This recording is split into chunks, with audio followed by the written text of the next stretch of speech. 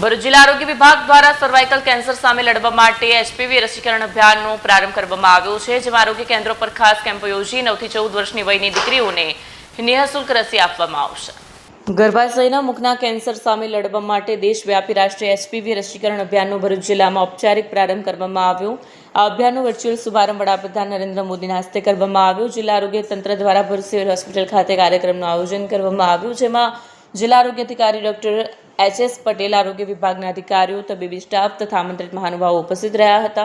આરોગ્ય વિભાગ દ્વારા શાળા સ્તરે તેમજ આરોગ્ય કેન્દ્રો પર ખાસ કેમ્પ યોજી 9 થી 14 વર્ષની વયની દીકરીઓને નિઃશુલ્ક રસી આપવામાં આવશે।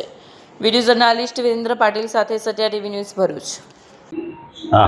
આજ રોજ આપણા માન્ય પ્રધાનમંત્રી નરેન્દ્ર મોદી જી સાહેબ દ્વારા આજે એચપીવી વેક્સિન જે મહિલાઓમાં સર્વાઇકલ કેન્સર એટલે કે ગર્ભાશયના મુખનું કેન્સર થાય છે, જે અટકાવવા માટે એચપીવી વેક્સિનનું લોન્ચિંગ કરવામાં આવેલું છે।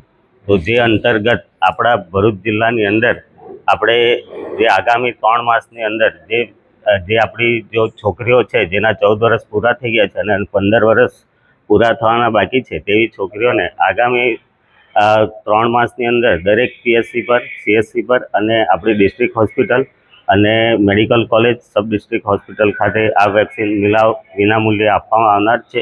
તો આ એચપીવી વેક્સિન સલામત છે અને વિનામૂલ્યે આપવામાં આવશે। તો આપણા જે દરેક લાભાર્થી બહેનો છે એમને આ વેક્સિનનો લાભ લેવા મારો અનુરોધ છે।